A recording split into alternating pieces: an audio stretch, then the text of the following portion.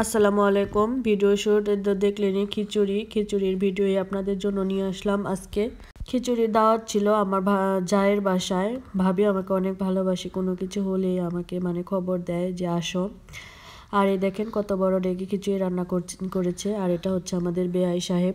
মানুষটা ভীষণ ভালো, সবাই খুব ভালোবাসে তাকে। আর এই যে খিচুড়ি বেড়ে দিচ্ছে সবাইকে। অনেক লোকজন ছিল বাসায়, তো সবার ভিডিও তো আর নেওয়া যায় না, তো একটু একটু করে ভিডিও করছি আর কি।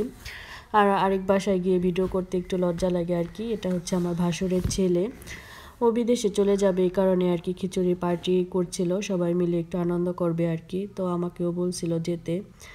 ভাবিদের মূলত এটা হচ্ছে আমার শ্বশুর বাড়ি। ভাবি হচ্ছে আমার বড় ভাসুরের ওয়াইফ, আমার হাজবেন্ডের চাচাতো ভাই বললে ভুল হবে, আপন ভাইয়ের মতোই ব্যবহার করে, খুব ভালোবাসে আমাকে। ভাবিও আমাকে অনেক ভালোবাসে, ছোট বোনের মতো।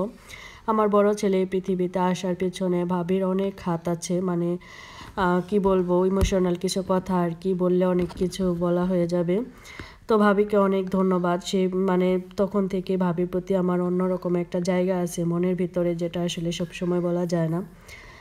তো ভাবি আমাকে ভীষণ ভালোবাসে, তখন থাক ওই কথা নাই বলি। তো এই তো খিচুড়িটা অনেক মজা ছিল।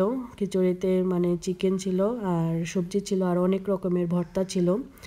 তো ভাবি খিচুড়ি তো দেখে আবার লোভ লাগছে, তো আপনি আবার খাওয়ায়েন। আর এটা হচ্ছে আমাদের নাতি, মাশাল্লাহ ভীষণ ভালো।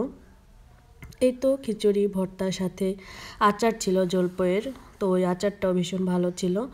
এখানে আপনারা খুঁজে দেখতে পারেন কোনটা আচার আর কোনটা ভর্তা। তো আমি আর বেশি কিছু বলতে পারছি না, আবার খেতে ইচ্ছে করছে। তো আজকের মতো টাটা, বাই বাই। অনেক কথা বললাম, অনেক বড় ভিডিওতে আসলে অনেক কথা কি বলবো খুঁজে পাই না। যাই হোক, আপনারা বুঝে নেবেন। ধন্যবাদ সবাইকে।